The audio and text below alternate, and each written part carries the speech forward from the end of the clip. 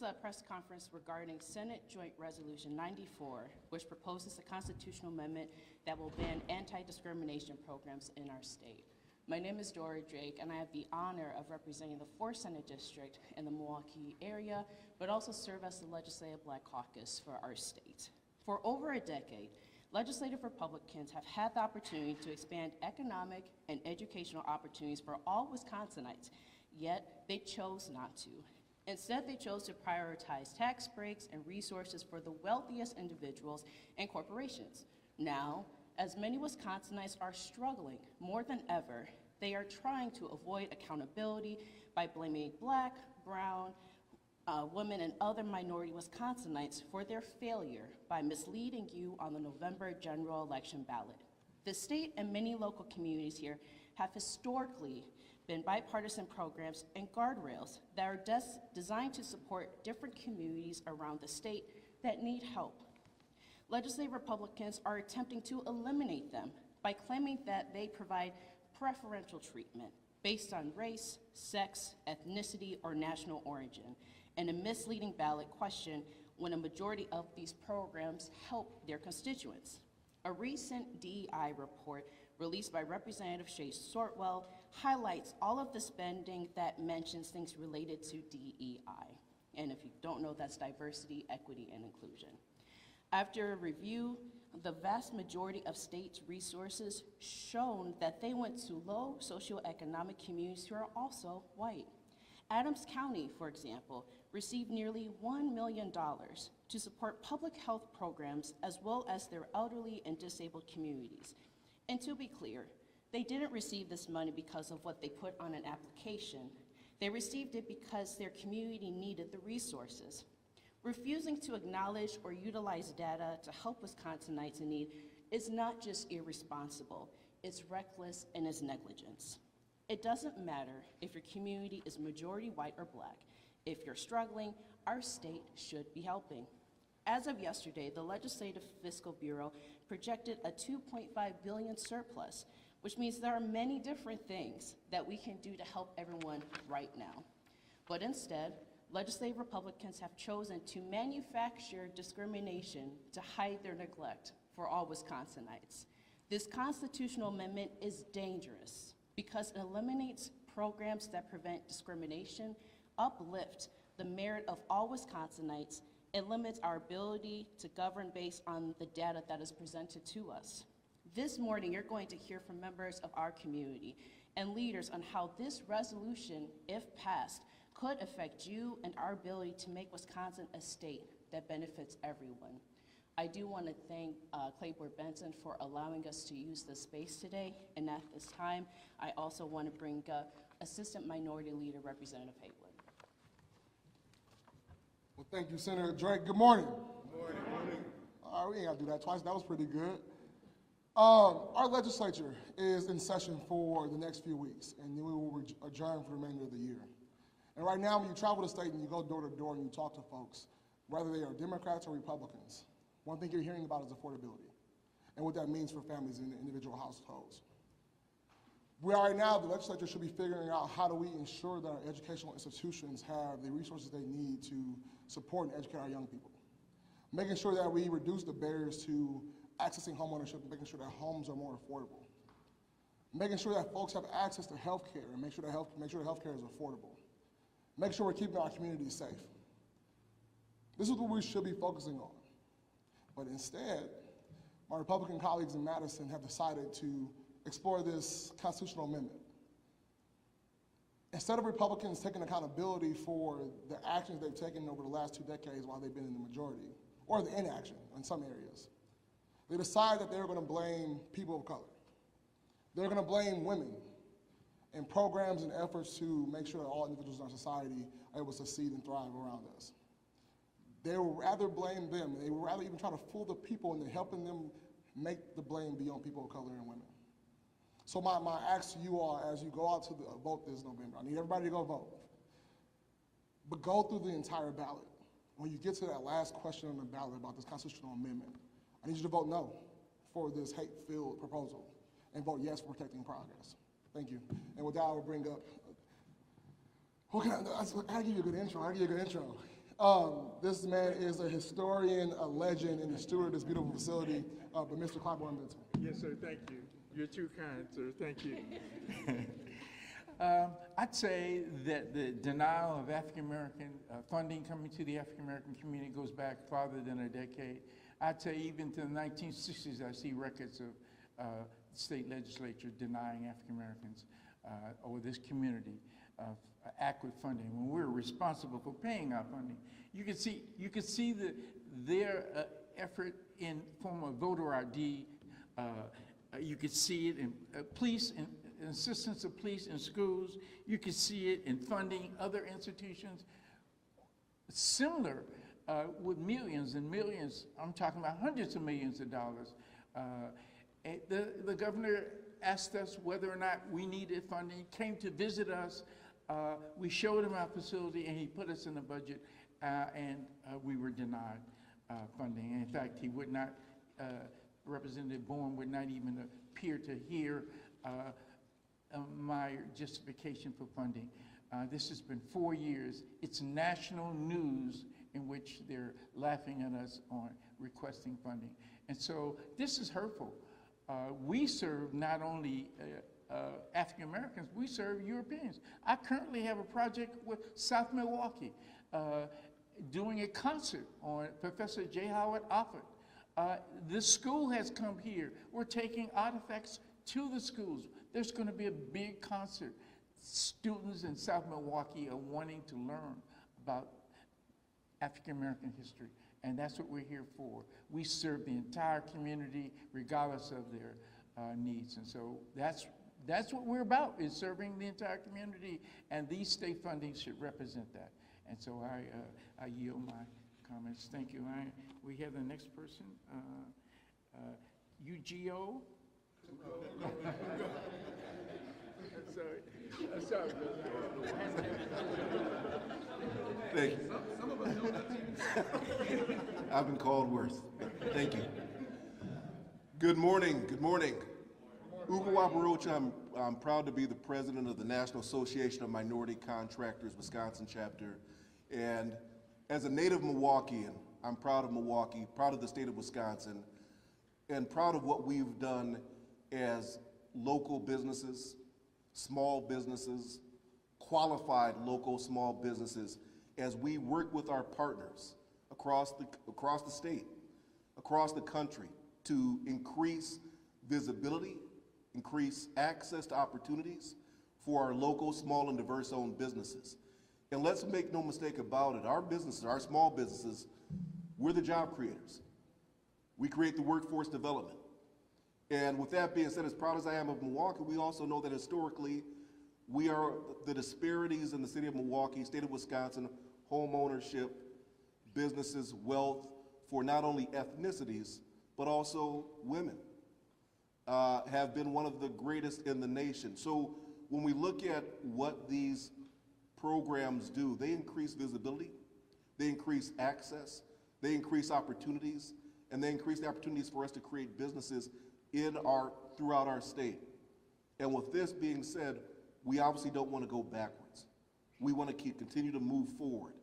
And we don't want this to happen, this economic impact that will result, this disruption to the job creators that will happen as a result of this proposed amendment that is under the guise of neutrality.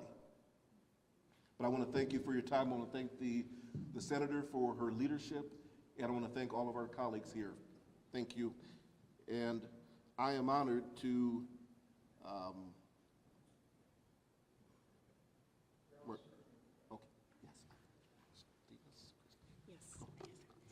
Thank you, President. So next we have Christabel Martinez with Leaders Igniting Transformation, who will share a couple remarks as well. Buenos dias. All right, everyone. Good morning. My name is Christabel Martinez, and I'm here today to talk on behalf of Leaders Igniting Transformation, our action fund, also known as LIT. LIT is a statewide organization that works with Black and brown youth across Milwaukee public high schools, 11 University of Wisconsin system schools, and the greater Milwaukee community. Our work ensures that young people's voices are heard in the decisions that impact their lives through leadership development, issue-based organizing, civic engagement, direct action, and public policy advocacy. Senate Joint Resolution 94 is a proposed constitutional amendment that applies broadly to public schools, public universities, technical colleges, local governments, counties, and state agencies. This resolution is still in the legislature, and if it passes the Senate, it would go on the November ballot where voters would be asked to permanently amend Wisconsin's constitution. Now that's important because constitutional amendments are rigid and extremely difficult to undo. And I think it's important to ground us in history as well to understand why this is so important. For much of Wisconsin and this country's history, public education, public employment, and public institutions have a history of excluding people based on race, gender, and class. And though as a state we made progress, the barriers that were created did not disappear overnight. The disparities we see today in school funding, college access, workforce opportunity, and wealth are not accidental. They are the result of policy choices. That is why equity-based programs exist, and not to give anyone special treatment, but to identify barriers and expand access so opportunity is real and not just promised. There is a lot of confusion around what equity and DEI actually mean, and equity is not about free stuff, it's not about lowering standards, and it's not about giving one group an unfair advantage. Many equity-based programs benefit Wisconsinites as well, including first-generation college students, low-income families, rural communities, veterans, and workers entering in new industries. Access is not an advantage. Addressing inequality is not discrimination. By treating equity efforts as preferential treatment, Senate Joint Resolution 94 would block solutions, not just prohibit discrimination. For our members, this could mean student support programs being dismantled, outreach and retention efforts disappearing, workforce pipelines never being created, not because they don't work, but because institutions are afraid to act. For Wisconsin as a whole, this amendment would create a chilling effect, tying the hands of schools, universities, and local governments, and shifting decisions away from communities and into the courtrooms. What makes this especially troubling in this timing is that for years, LIT and many others have advocated for fully funded K-12 public schools and affordable access to higher education, and yet those needs have not been fully met. If there were preferential treatment, we haven't seen it. So it's deeply concerning that lawmakers are attempting to constitutionally restrict equity tools before meeting the most basic needs of young people and communities. You cannot fix what's broken by banning the tools that are meant to repair it. At Leaders Igniting Transformation, we do not shy away from history or hard truths. We confront them directly, and we work to ensure our systems and policies are accountable to Wisconsinites. We can't fix inequality by pretending it doesn't exist, and we can't prevent discrimination by not having accountability. And we can't fix injustice by relying on the old systems and the culture that brought us here in the first place. Senate Joint Resolution 94 does not move Wisconsin forward. It confuses equity with discrimination and risks embedding inequality in our Constitution. We urge lawmakers to reject this resolution and instead focus on meeting the real needs of Wisconsin's young people and communities. Thank you. And up next we have Senator Jody Habush-Sinicki. I hope I pronounced that correctly. You did, thank you. Thank you all. As a state senator and person, I always strive to be an upstander to the best of my ability, to stand with others to prevent harm and to speak truth to power, which is why I am here today and why I feel so grateful to be in the midst of these advocates and for the leadership of Senator Dora Drake for raising the alarms on this and bringing us all together. Senate Joint Resolution 94, which we have heard about today, is a proposed constitutional amendment which is not simply misleading and disingenuous. It will, as we have heard, set Wisconsin back in time and further behind our neighboring states by limiting educational and vocational opportunities essential to helping ambitious and hardworking Wisconsinites build a better life for themselves and their families. Last March, I introduced a bill that would require statewide ballot referenda to be written using straightforward, common sense language as an antidote to Wisconsin Republicans' ongoing ballot referendums to amend our Wisconsin Constitution as an end run around our legislative process. My bill, if it had been allowed to proceed by Republican leadership, would have addressed and eliminated confusing language on our ballots. It's a shame that my bill was blocked from becoming law because the Senate Joint Resolution before us today is a textbook example of confusing and deceptive language. Most people reading the language of Senate Joint Resolution 94 would interpret its intent to prevent and address discrimination against minorities and women. It reads, quote, "A governmental entity may not discriminate against or grant preferential treatment to any individual or group on the basis of race, sex, color, ethnicity, or national origin in public employment, public education, public contracting, or public administration." But what we know and what has been described today is that this effort is all about undoing, taking down, eliminating programs and educational initiatives that address existing historical and persisting inequities and discrimination. Disingenuous efforts by Wisconsin legislators must be called out for what it is and stopped. So thank you all for being here to get that message out loud and clear. As a longtime scholar of the horrors of the Holocaust and former board member of our state's Holocaust Education Resource Center, I deeply understand the far-reaching harms of misleading language and insidious efforts to isolate and undermine communities of people. What we see before us today is yet another attempt to divide our state and to limit opportunities by cutting programs targeted to help and educate people, particularly young people and others seeking a better life for their families. It will hurt all Wisconsinites. As legislators, we need to be focusing on expanding economic opportunities for families, creating stability for our communities, and moving our state forward, not backward. I am committed to those values and therefore will continue to speak out against this misleading constitutional amendment. So thank you again for bringing us together, Senator Drake and others, and I have the honor to introduce our superb Mayor Cavalier Johnson.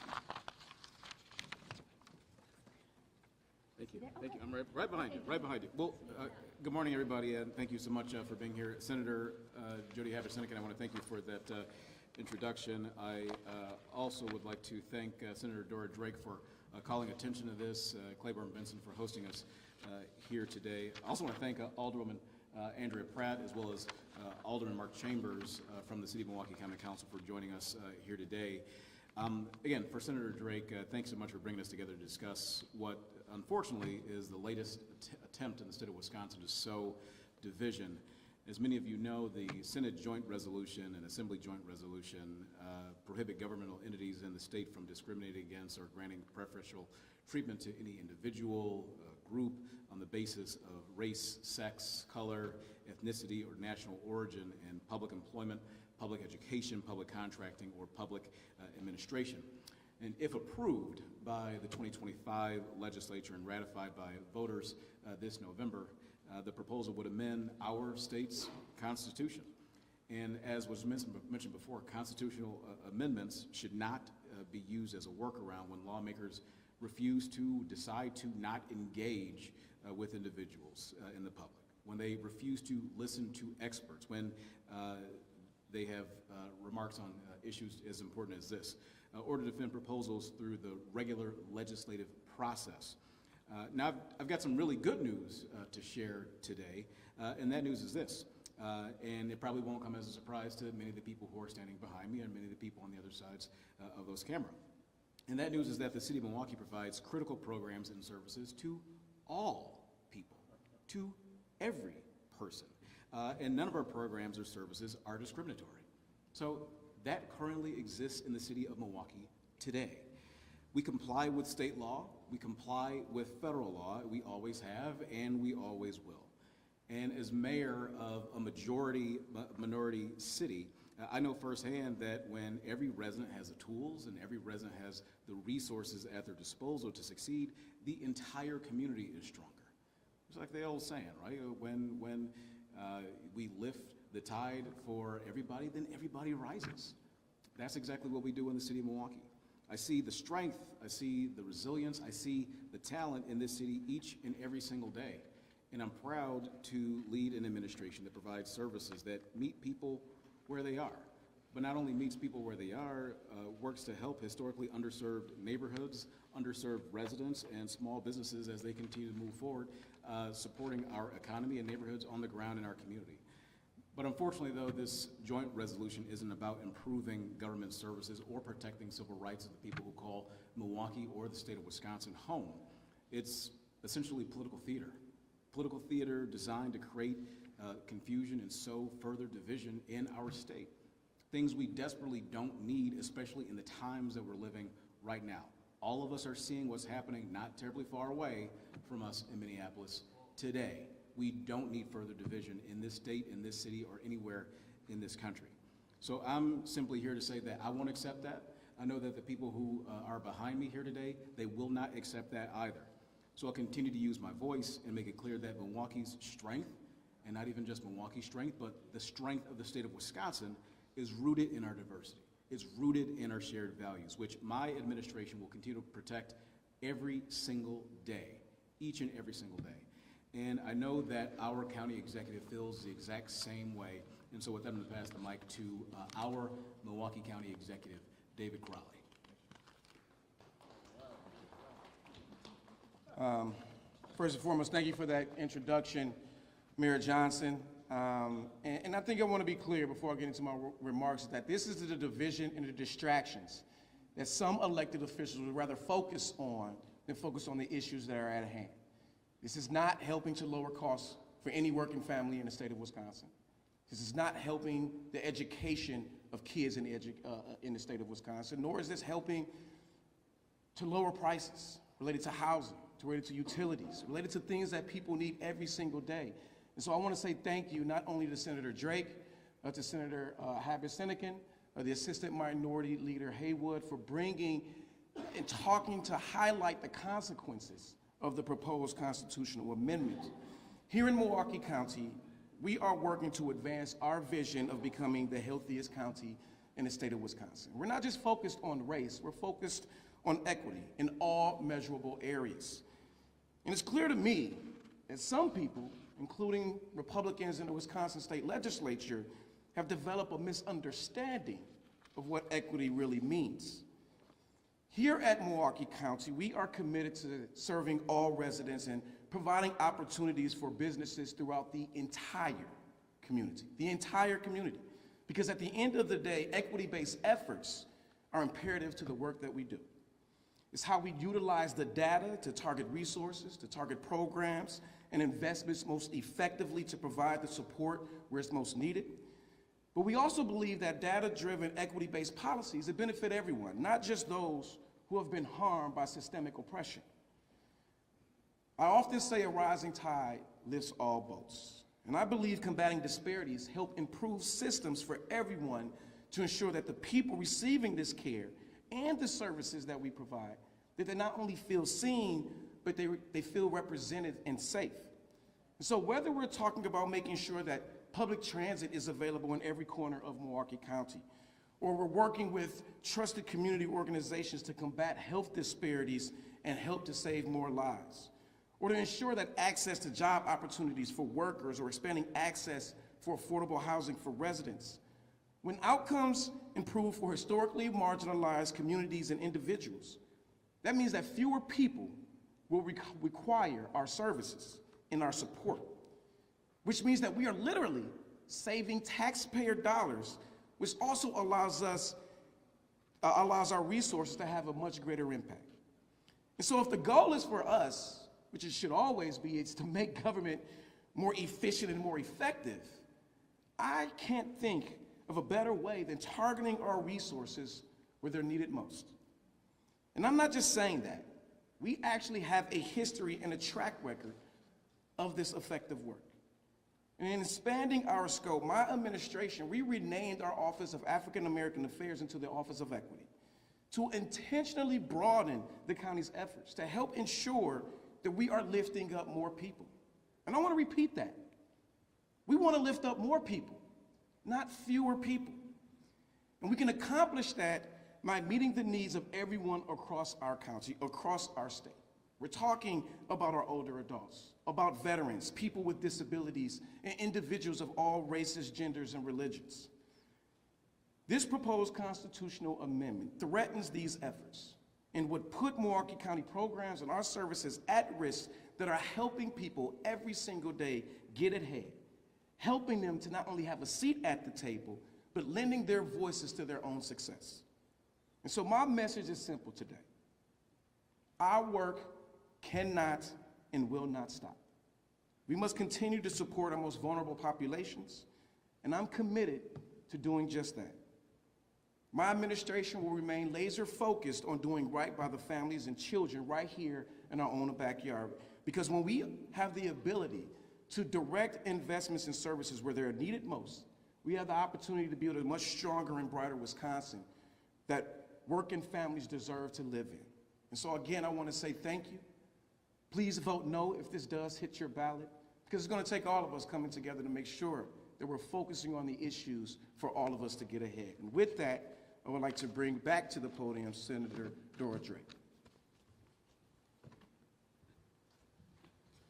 And before I close with remarks, we do have another Black Caucus member with us, Representative Margaret Arney, who would like to share brief words as well. Hello, thank you. I was able to speak in the Assembly about this resolution, and I just want to add a couple of data points, because I believe that we need to ground our decision-making in things that we know, things that we've seen. So 2 states adopted this preferential treatment language in almost exactly the same as what we see here, California and Michigan. And both of those states have documented dramatic reductions in the number of kids of color who are able to successfully complete in their state university systems. Also, big drops in the number of contracts, the amount of money that is going to contractors that are minority disadvantaged women-owned businesses. We don't need that in Wisconsin. We have very well documented through the work of the African American Leadership Alliance, and I am so proud that I have spent 15 years of my life supporting the African American Leadership Program here in Milwaukee, and leadership through professions, managers, executives is one of the few levers that can actually increase community well-being on a population level. So we need to pull that lever. We need to invest in leadership. We need to invest in our young people. We need to make sure that we as Wisconsin are doing more for kids of color, more for Black kids, not less. And a lot of this that we see, we have a report from one of my colleagues, Representative Shea Swartwell, that documents all of this spending that's been done around all kinds of DEI efforts since 2020. And I look at that report and I think, this is great.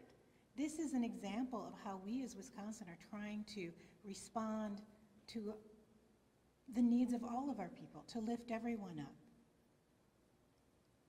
There's nothing wrong with that. Nothing wrong with that. Let's be about our values. Let's be about valuing people. Let's be about using the data.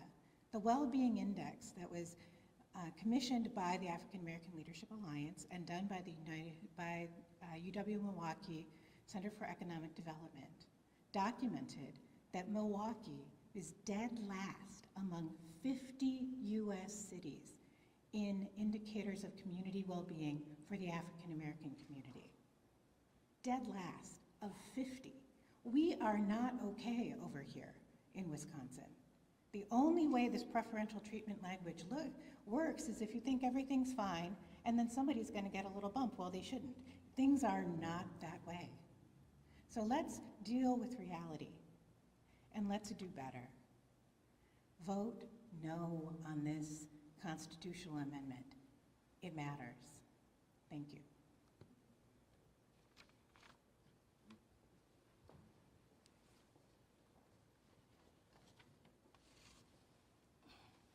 Thank you, Representative Arnie. And in closing, I do want to thank everyone that has spoken today. Thank you, County Executive Crawley, for your leadership, as well as Mayor Johnson, my colleagues, Representative Arnie, Senator Jody Havish-Nicken, Representative Haywood, Christabel Martinez from Leaders Igniting Transformation, and President Ugo from the National Association of Minority Contractors. What you heard today contradicts everything that supporters of this legislation are saying that it does. They say that this amendment will restore merit, yet you have heard a history of merit of minority-owned businesses not giving a fair opportunity or access to receive contracts, despite us having laws telling the state to do so. You heard from the youth organization that highlights the history of the legislature failing to address issues affecting our students and our schools based on the data that's presented. This amendment doesn't restore anything. It eliminates the value of merit as well as our ability to prevent discrimination and solve the issues occurring in our state. We also should heed Senator Havish-Nicken call that this amendment can have unintended consequences. We cannot forget the sins of humanity's past, and we cannot limit ourselves from teaching that history, otherwise will repeat itself. And when we make decisions based on data and what are people's needs, it's not preferential treatment. This is the process of doing our job and solving problems that the people of the state elected us to do. If we give away our constitutional authority as leaders, it limits our variability to help you and make this state better. But if this passes, it will make things worse, and Republicans will send us back to a pre-civil rights era, possibly further. We have a responsibility to govern and make decisions based on the data that's presented to us, and Republicans want to remove that from any consideration and make the state liable for addressing those concerns. And you know, with us getting ready to celebrate and honor the great Reverend Dr. Martin Luther King,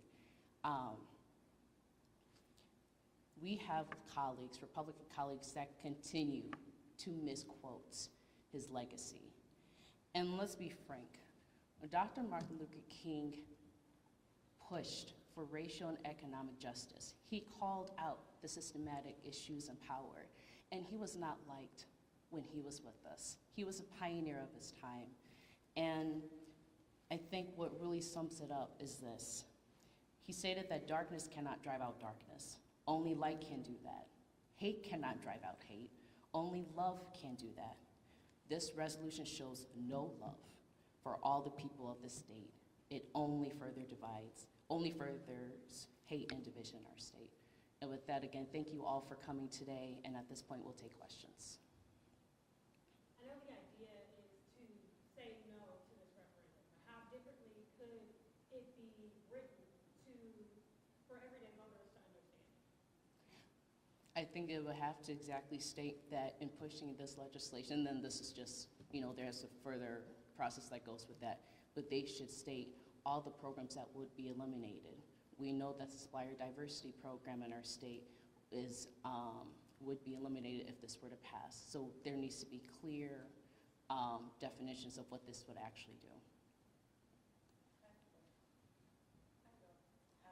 Would you guys be able to give a one-pager so that we can disseminate it out to different area churches, community organizations, residents? We do a lot of canvassing within Amani, and not only just Amani, to be able to make sure we are actively out there telling everybody this is definitely something that you want to vote with. We can absolutely work on that because I think it was shared earlier. It will take all of us to let folks know what this resolution does, to spread the word, and to tell people to vote no should it come on the ballot. So absolutely we can follow up afterwards. Where exactly is this bill right now in the legislature, and how likely is it to end up on the ballot? Is it for the spring or the general fall? Yeah, so this resolution passed the assembly just last week or this week. And so, yesterday, okay, even sooner. So this resolution just passed the assembly yesterday. In the Senate, it's already passed in the licensing committee where I was the ranking Democrat on that committee. And so we do not know when it will come up on the floor in the Senate, but it's highly likely. And then this ballot measure would be for the general election in November. You guys talked about how minority organizations and businesses will be hurt. Is that because it will eliminate federal funding for them in Wisconsin with this referendum if it were to pass? So this does nothing about federal funding. What it does is it prevents any type of public investment dollars from the state legislature, or even our local communities, from the county, city, or school boards, to put money towards it. And so I mentioned the supplier diversity program. If this resolution were to pass, that means the state could not give any funding to that program, and if it were to do so, then that would face litigation. And we as a community, we're already losing so very much, from our grocery stores to different businesses pulling out this economic crash. And I applaud the mayor and I applaud everybody that's up there that you're trying to make these efforts. But now it's our time, our job to make sure that we're getting out here and our voices are heard. So we're going to encourage everybody that we come into with earshot. And y'all know we come to a lot of people. We're going to get this done. I appreciate you. Last question. Just a comment, can we consider this with Senate Bill 763? It's also being presented, which restricts SWIFT's ability to provide investment under the same context that this SGR is doing, because I know that's on your plate as well, and it is a direct attack on the investment community, limiting proxies, but it's attacking DEI and ESG as well. We can look into them. We'll follow up. Thank you. Thank you all for coming, and have a great rest of your day, and stay safe on the snow. Thank you.